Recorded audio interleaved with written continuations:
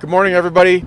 So it is 11 o'clock, and 25 years in the Army, I like to be prompt, and so we're about to get started. So first of all, thank you all for coming today. I'm honored to have Miss Khashoggi standing with me today as we remember her husband and call for transparency and accountability for her family and for the American people. Thank you, Hanan, for being here.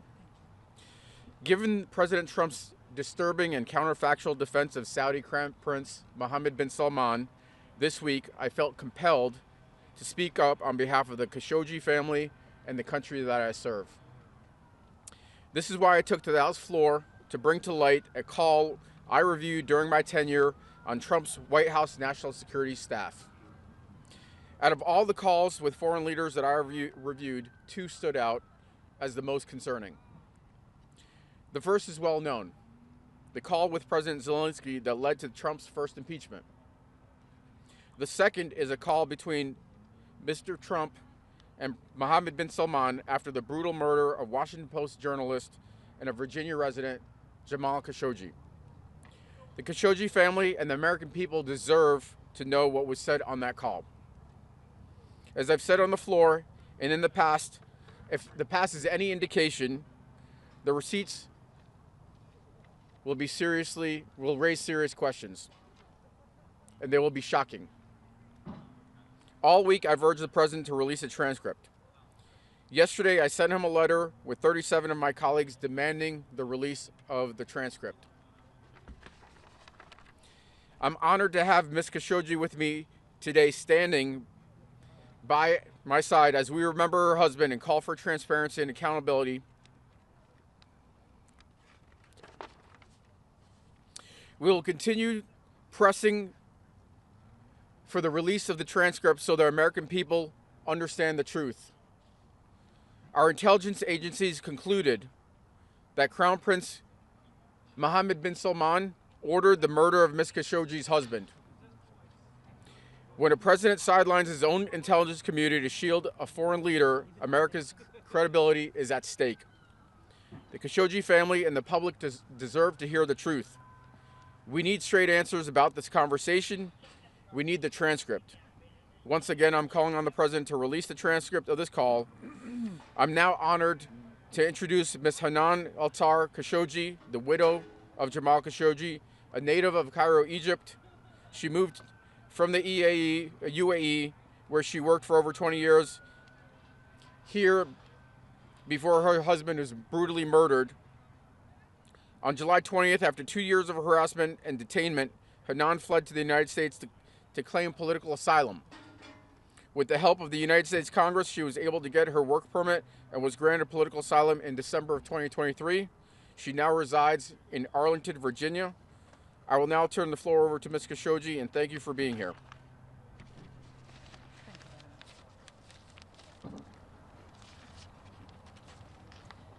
Good morning, everybody, and thank you for attending this event. And I would love to thank Congressman Vindman and Congressman Mr. Jimmy Raskin as well for all of the support for the truth and saving the democratic of America. I'm very proud of all of you. I was born, my name is Hanan, I born in Egypt, I grew up in Dubai. My name is Hanan, I born in Egypt, I grew up in Dubai. Where I was working as well as a cabin crew with Emirates Airlines for 22 years, where I did have the privilege to meet Jamal in 2009. The relation continue and is getting stronger since 2009 because we realize we are like a twin. He's Adam and I'm Eve. We meet in all of our opinion.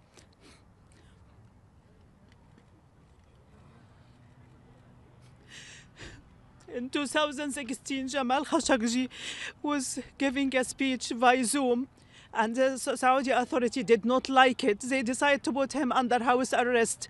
I start to object in my little capacity in my social media, speaking to different Arabic journalists to speak up and release Jamal, because I do believe strongly in him. Jamal was very kind man, a stable man, and a transparent man. Whatever he see in, he say it in a camera. He used to say it in our house after we got married.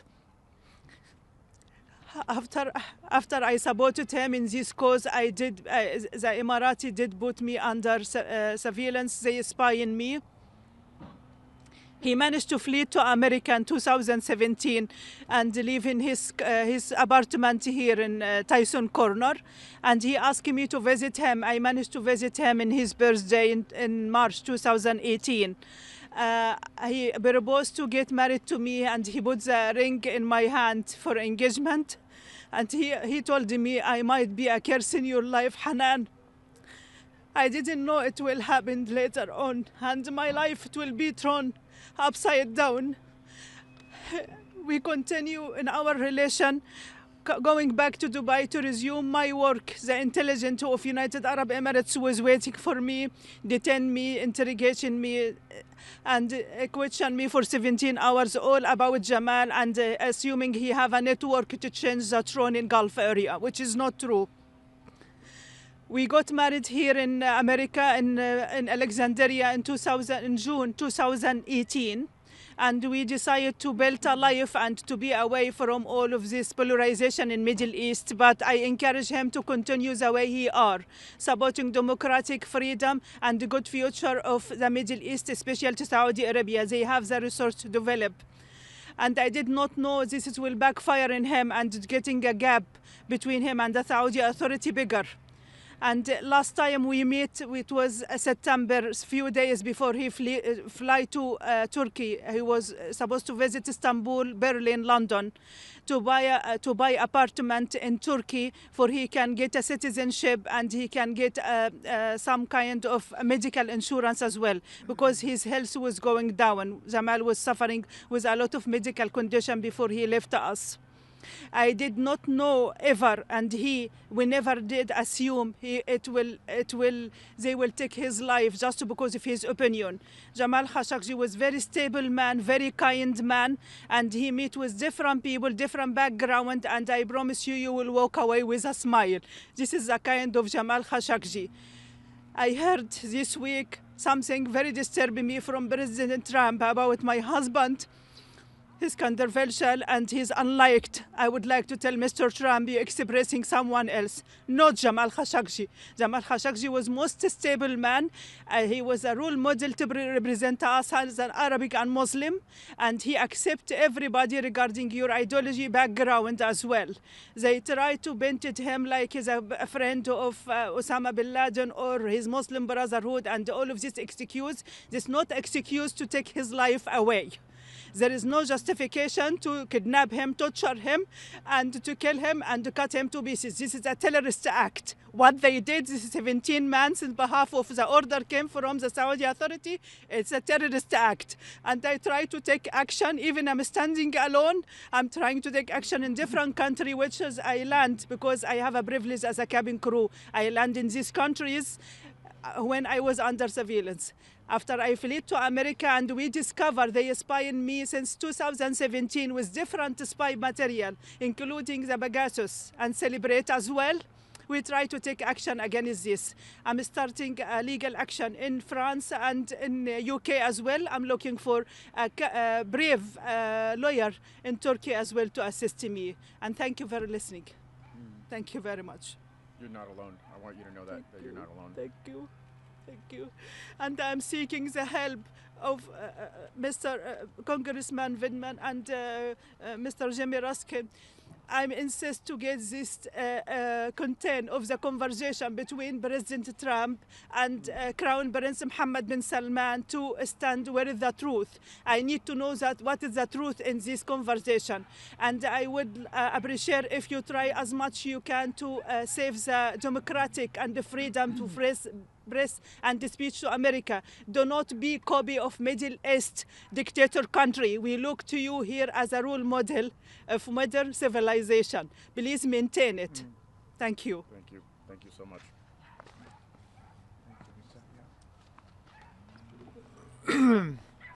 I want to thank Congressman Vindman for his leadership in making sure that Jamal Khashoggi is not forgotten, and that we will stand always with Mrs. Khashoggi in the search for truth and justice about what happened. And Mrs. Khashoggi, I want to thank you for your zealous conviction to make sure that the truth comes to light. This has been a week of absolute disgrace and shame in the nation's capital as Donald Trump honored and embraced his business partner, the homicidal crown prince of Saudi Arabia, Mohammed bin Salman. And we have seen, even in this degraded administration, a week of absolute moral and ethical collapse when an American reporter posed the question about what would be done with respect to the vicious assassination of Jamal Khashoggi. Donald Trump reprimanded her for her insubordination as if she were a member of the U.S. Armed Forces, and then proceeded to say, as Mrs. Khashoggi said, that her late husband was controversial. There were people who didn't like him. And then with respect to the assassination, he said shamefully and scandalously, things happen. Things happen. Let that sink in for a second. Everyone knows the truth. Following up on Mrs. Khashoggi's point, it can't be said enough. Jamal Khashoggi was an American journalist, and he wrote for the Washington Post. He was a critic of the brutal human rights violations and repression taking place in Saudi Arabia. And when he was traveling in Istanbul, Turkey, he was abducted by 17 members of Mohammed bin Salman's security team. He was strangled, and then he was drawn and quartered, dismembered, assassinated by Saudi Arabia. And this is what our president describes in the compressed formulation of things happen.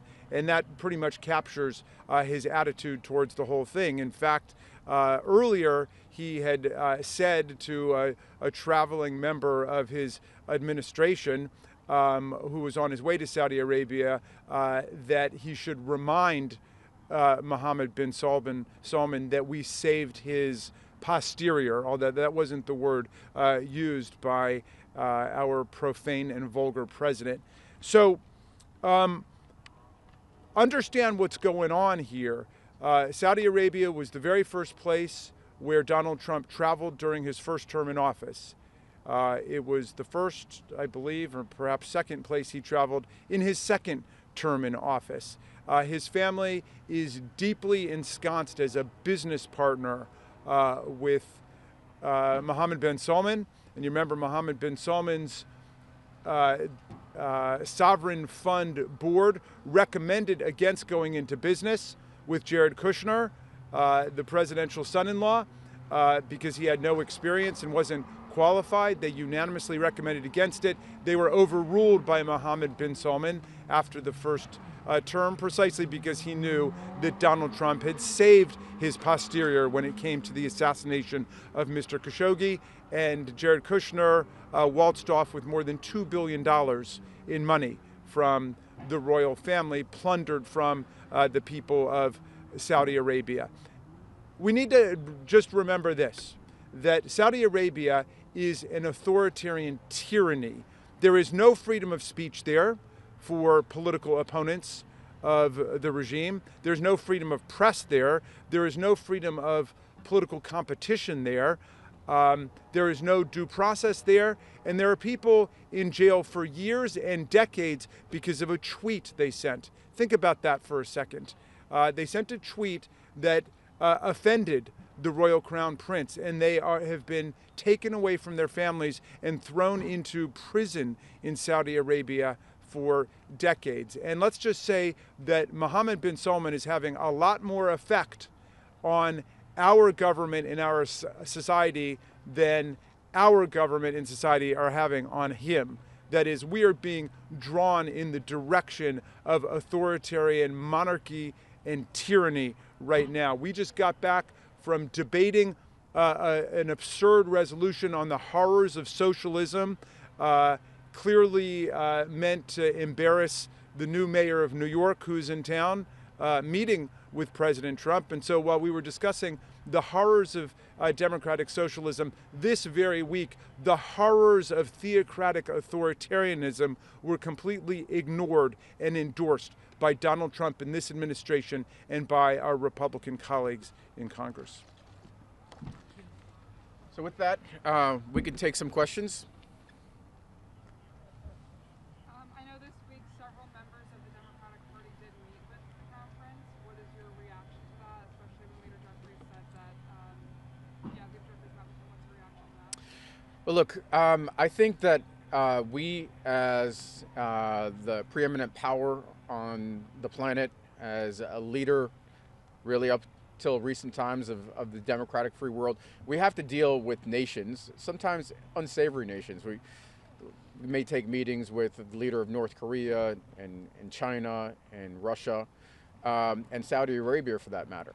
But that doesn't mean we don't recognize them for who they are, that we whitewash their record, that we try to wipe away history, and in this case, a brutal murder, which is what the president did.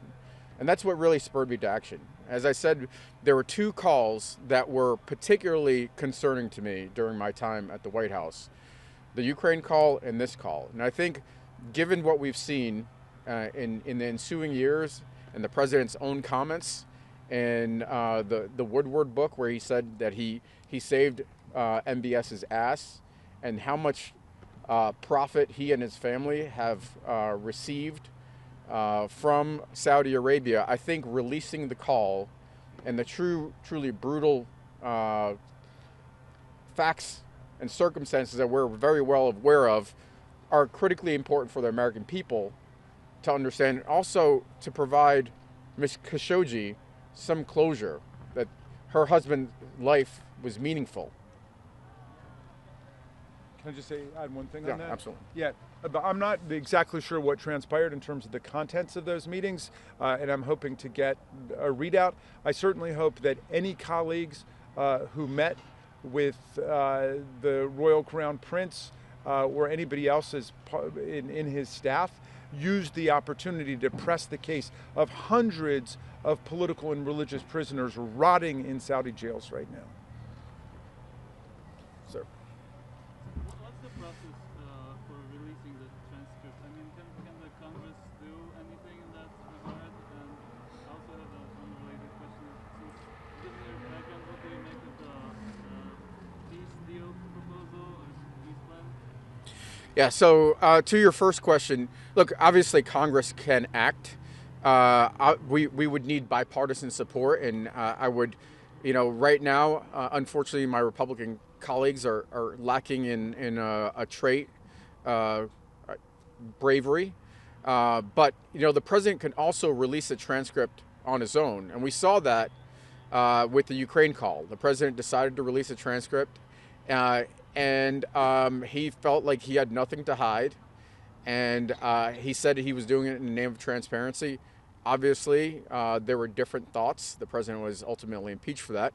But if the president has nothing to hide in this call that I'm referring to, he can release that as well.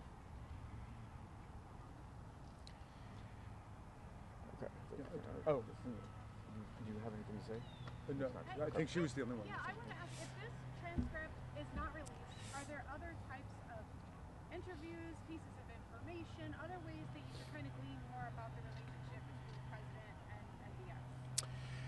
Well, I mean, the short answer is yes. And you could look at the other public information that the president has put out there.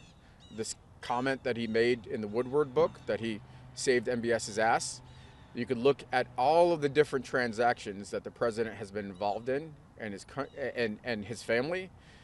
But you could also, I think you would need to go back to an earlier point, and the conversation might be that point, where you can see where there was an offer of something, and then in exchange the president got something in return. And so I think you could look at the entire course of conduct, and frankly, in my opinion, that call was shocking. And I'm sorry, to your second question about the peace deal in Ukraine, To me, this looks like terms that were dictated from Vladimir Putin to Donald Trump to direct the capitulation of the Ukrainians, and it's shameful and unacceptable. And could I follow up too about, is this laying the groundwork for potential future impeachment effort or investigation if the Democrats were to take control of the House? Look, I'm a prosecutor, so I deal in facts and evidence, and so I think that any conversation regarding impeachment is probably premature. But there are serious concerns about the president's conduct, everything from his threats against Democratic lawmakers yesterday to a whole series of conduct, including conduct from a call during his first term. And so I think it's premature to talk about any formal procedures, but there are plenty of questions that need to be answered. And I see my colleague, you have nothing? Okay. What he said. Okay. Nice comments. Yeah. All right. I just want to say the condoning by President Trump of the assassination of Mr. Khashoggi preceded by one day President Trump essentially endorsing threats against the lives of our colleagues who simply insisted that disobedience of unlawful orders is required for people in the military or by anybody in the government. So we cannot allow a situation to develop where the President of the United States is condoning and signaling the acceptability of assassination of foreign leaders or leaders in America. I know you can't say exactly what is on the call due to classification, but can you be at least general about why the call was concerning to you? Just give us anything more specific than just saying that it's shocking. Well, look, I think I've been specific in describing the facts and circumstances, using the terminology of quid pro quo, the ensuing benefits that the president reaped. That's as specific as I am prepared to be. I think we need to demand that the president be transparent, that he release the call transcript, that he is transparent with the American people, and frankly provide some closure to Ms. Khashoggi. So I think we'll wrap it there, and I just want to say thank you again for being out here, for being brave, and for continue to fight for your husband. Thank you. I really appreciate it. Thank you. Thank you so much for your bravery. It's really good to see you. Anything?